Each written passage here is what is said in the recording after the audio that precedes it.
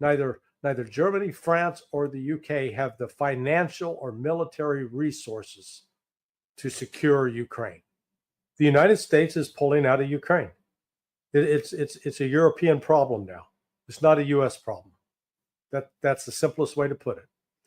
And we saw, Trump sent the first message on this, was it last week, maybe a week and a half ago, when they said, hey, the Ukraine Defense Group, which is sort of, it's not a NATO group per se. It actually encompasses, at one point, like 50 countries outside of NATO, that was to gather to say, hey, who's going to give what aid? Who can make a contribution here to provide aid to Ukraine? The U.S. used to chair that. The U.S. said, no, we're not going to chair it anymore. The UK, you chair it. Let the UK take responsibility. Okay. Then that was followed by last Sunday, Michael Waltz on one of the Sunday talk shows saying, hey, and this was just repeated by Hegseth, giving Ukraine security guarantees. That's Europe's job, not ours, Europe. The United States is not going to guarantee any security. And Ukraine is never going to be a part of NATO. And anything that you Europeans want to do in Ukraine, it ain't going to be part of NATO. Article 5 doesn't apply. Hey, guys, wake the hell up. The U.S. is out. We're done. And then Trump made a point that, if Ukraine wants some more military equipment, great, pay for it. Rare earth minerals. They owe us like $500 million, he said. Yeah, this is over. It's just a matter. United States is not going to continue to fund this war and to supply this war and to keep it going. And I'm sure what part of what Putin said to Donald Trump in a very polite way was, look, our position, if you want to have talks, this is what has to happen before those talks take place. One, Ukraine will never be in NATO. And we need to hear that from you, that they'll never be in NATO. Number two, we need to know that this business about using NATO as a proxy to attack us, it's coming to an end. That this is going to stop. That if the Europeans want to continue to attack us, let it be Europe, but not you. We don't want you involved. So, making it clear, this is not a NATO operation. This is Europe.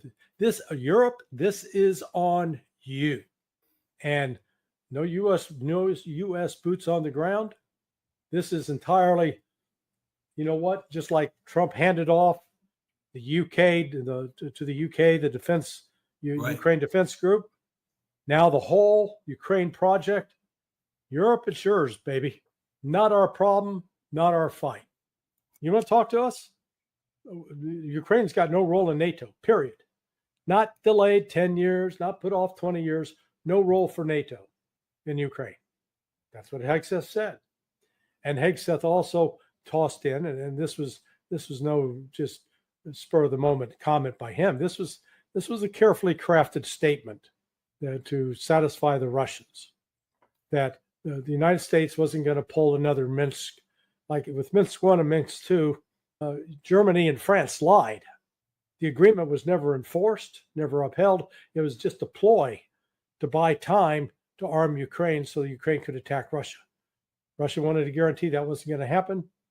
They got it there, number one. So that was a message to Putin. So not only does Europe no longer get to, we'll attack Russia, but we got Article 5. U.S. has our back. Trump saying, no, I ain't got your damn back. You're on your own, guys. And as far as supplying all this freebies to Ukraine, that's you. You guys come up with it. You give it to them, not us. It's remarkable how quick Trump's walked away from it, because it's like, hey, Ukraine, you want some more military equipment from us? Good, pay for it.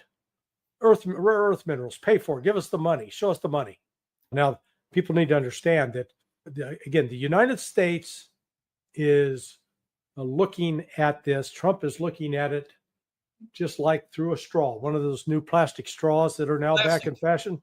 see just a little, bit of the downfield range.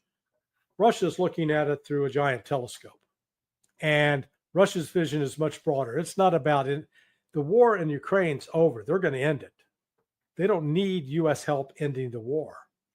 What they need from the United States is ending the threat of NATO and ending the threat of Europe, as well as providing the Europeans with guarantees that they're not going to have to worry about an attack from Russia.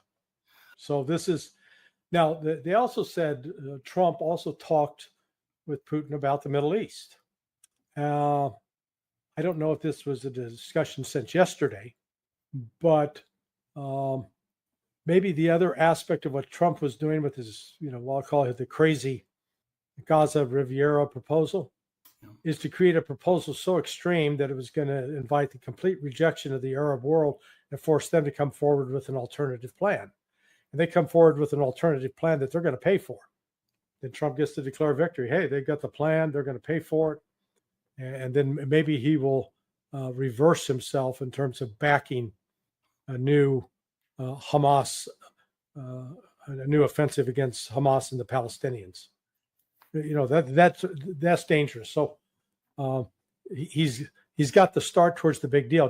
What I saw out of this is confirmation that Putin and Trump have had at least 2 conversations, and the first conversation was sometime well over a week ago, and that's because at the time when Trump came out and announced that the Ukraine Defense Group, this ad hoc group, which reportedly had 50 countries that were involved, that were being pressed to provide support to Ukraine, that was chaired previously by the United States. So a week ago, Sunday, the word went out from Trump that we're going to ask the UK. The UK has been asked to take over the chair of that. Oh, what an honor. The UK gets to be in charge.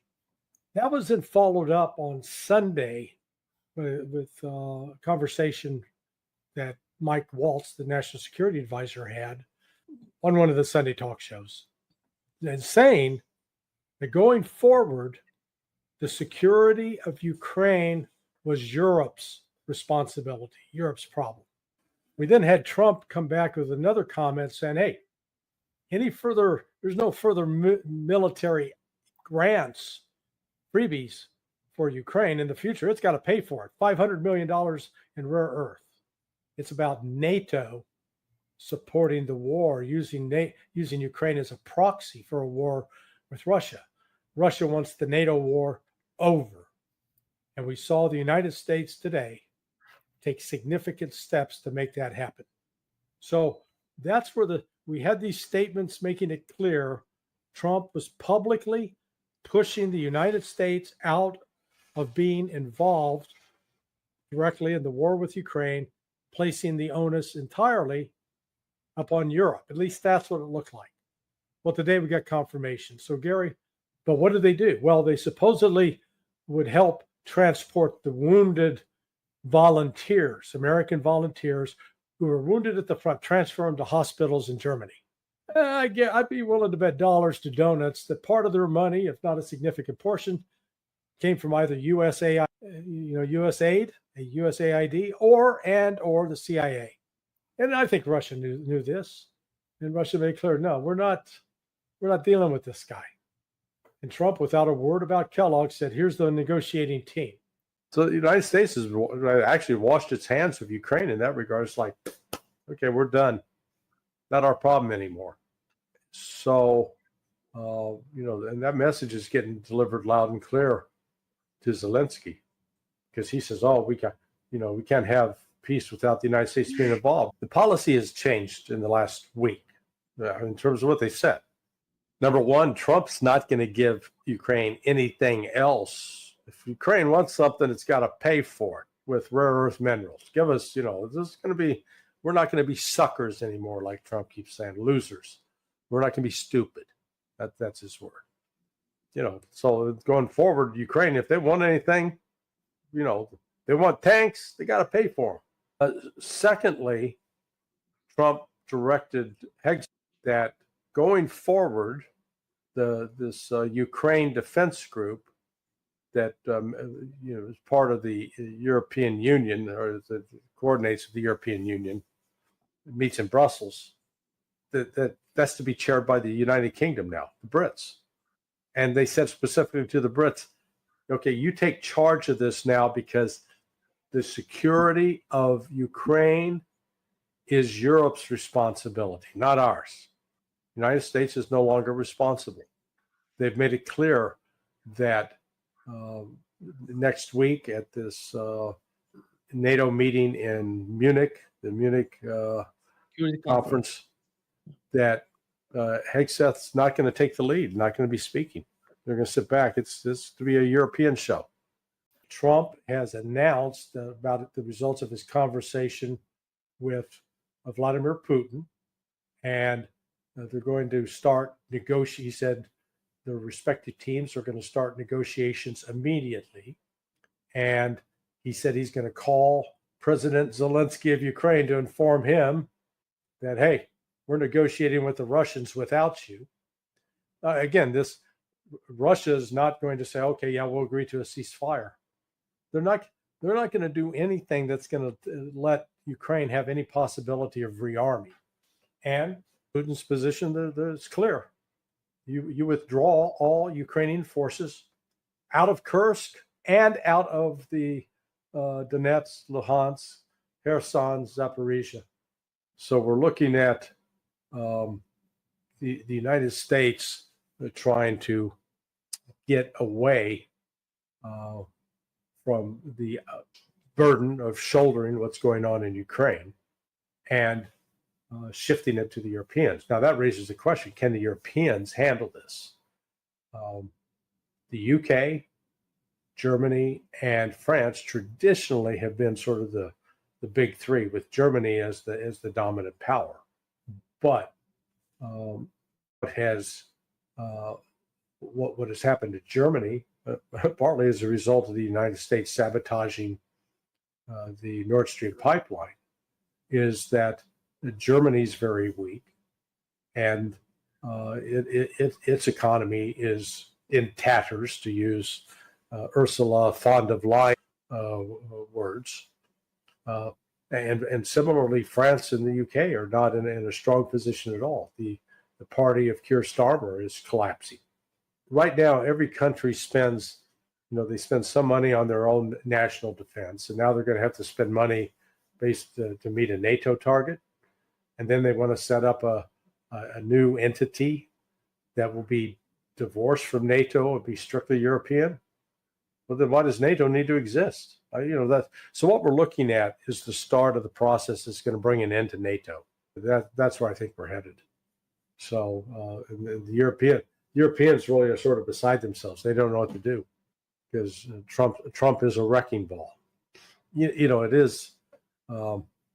Trump is imposing, the tariffs on steel and aluminum. Well, who are the major providers of that? Well, that turns out to be Canada and Japan. Well, imposing tariffs is an aggressive tactic. And, at a time when you ostensibly would think you'd want to have better relations with Canada and Japan, Trump is putting those at risk too. So the United States has made it very clear that Ukraine's no longer a priority.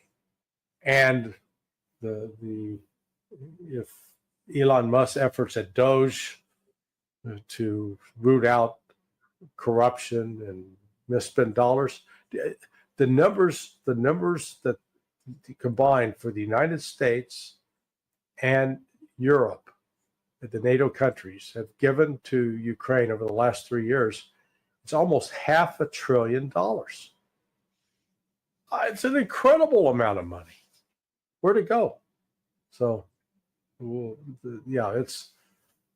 they've got Ukraine's in trouble. It's now not, it's just they're going to lose. It's not a matter of if, but when. I don't recall the name of this Marine colonel. He was a Brit, but then he joined the U.S. Marines, and then he was working with one of these groups in Ukraine. And CBS if you recall, did on 60 Minutes, featured him and then removed it from the platform. This was more than 2 years ago. And he was describing then how the equipment was being stolen.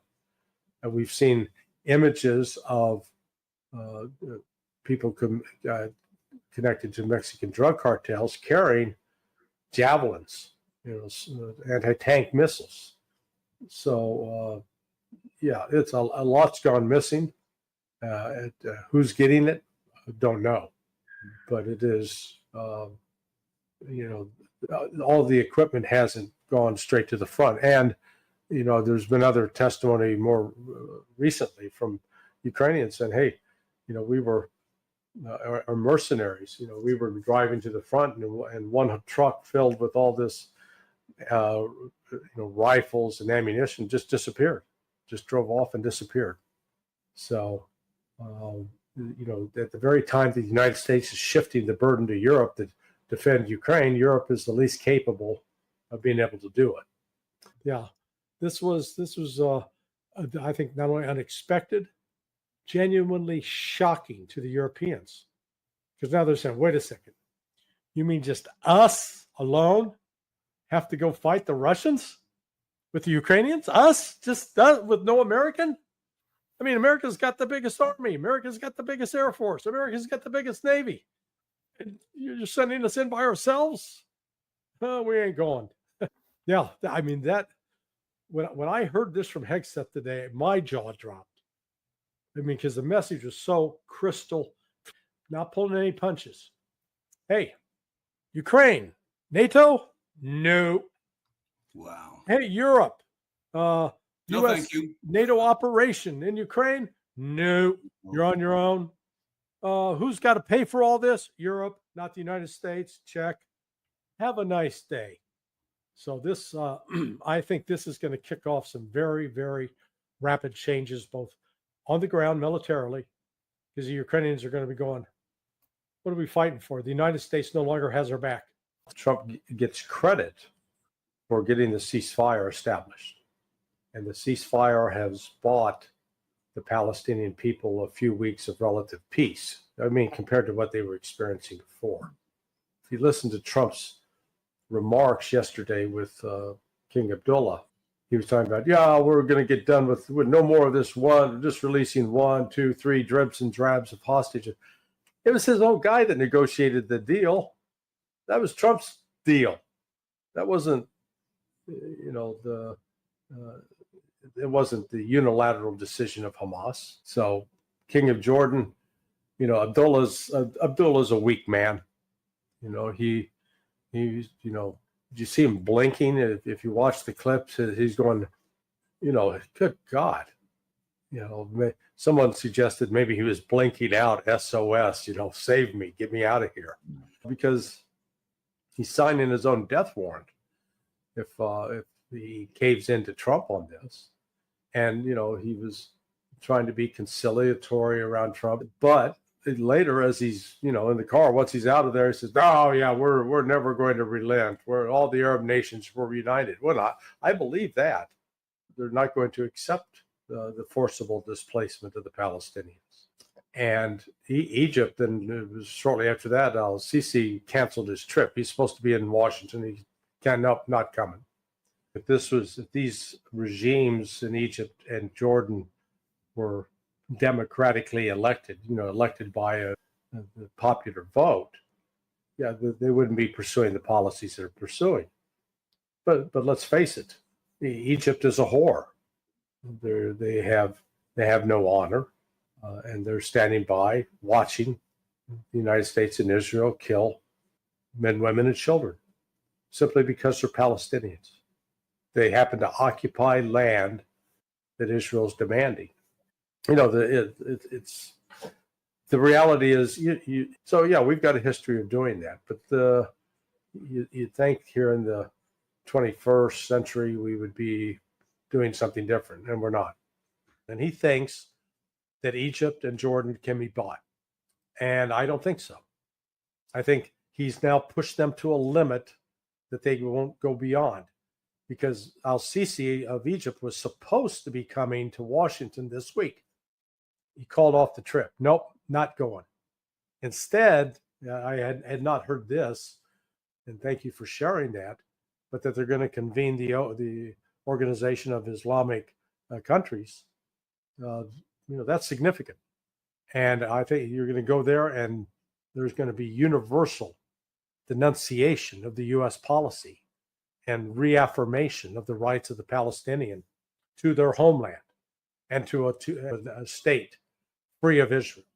So this is going to be a black eye for Trump, and Trump can threaten and he can be angry, but he can't do anything about it unless he wants to start a war that is going to mean a fundamental violation of everything he promised the American people. So I say he's walking into an area that can just destroy his presidency. It's incredibly stupid.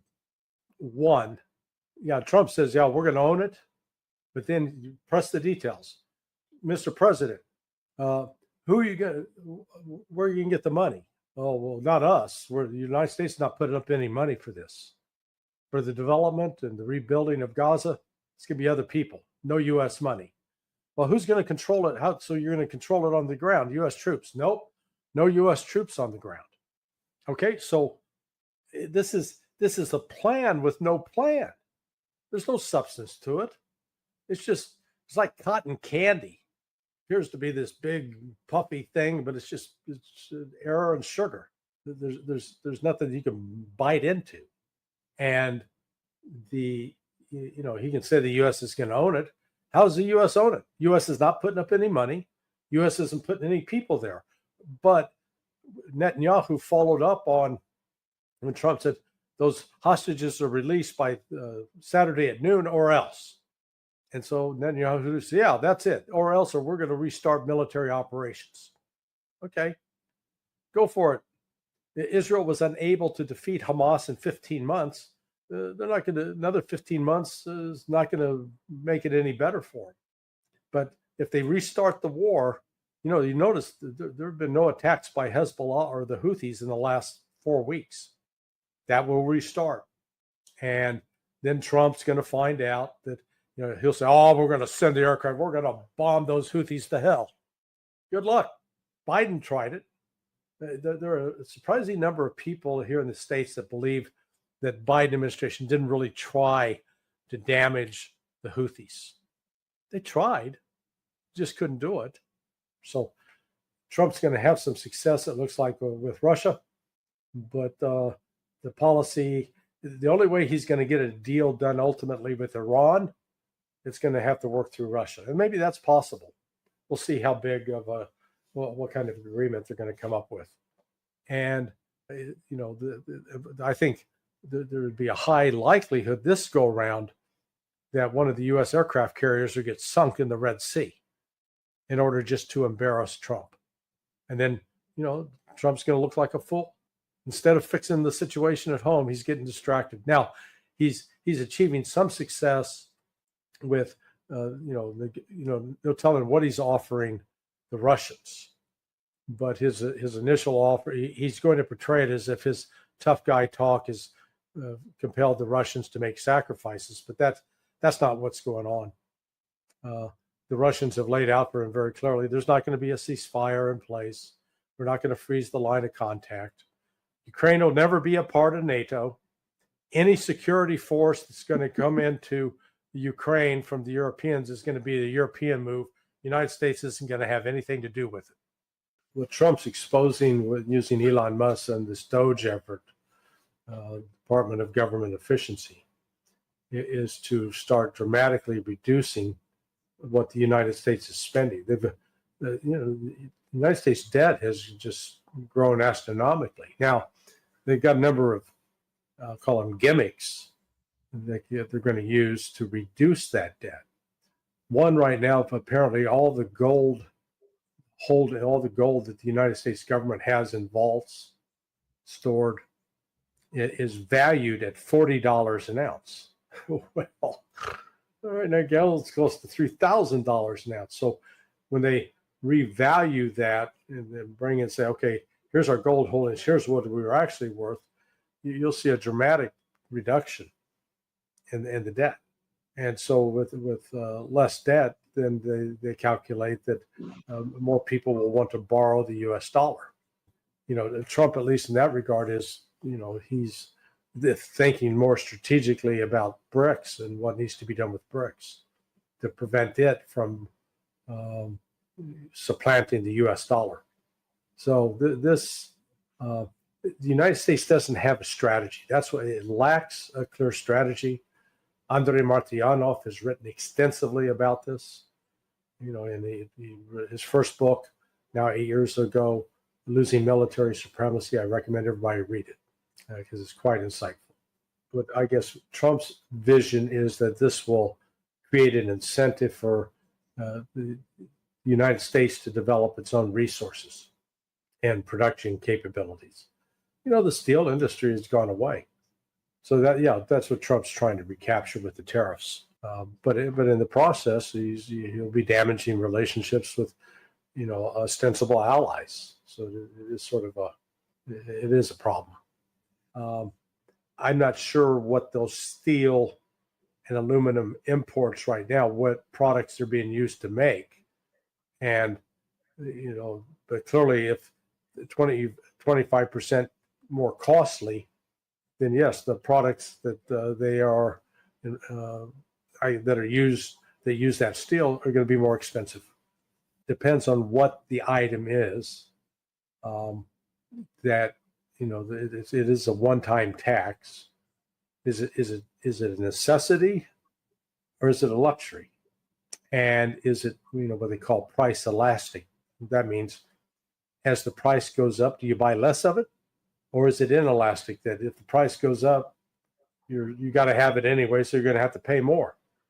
So it's going to vary product to product.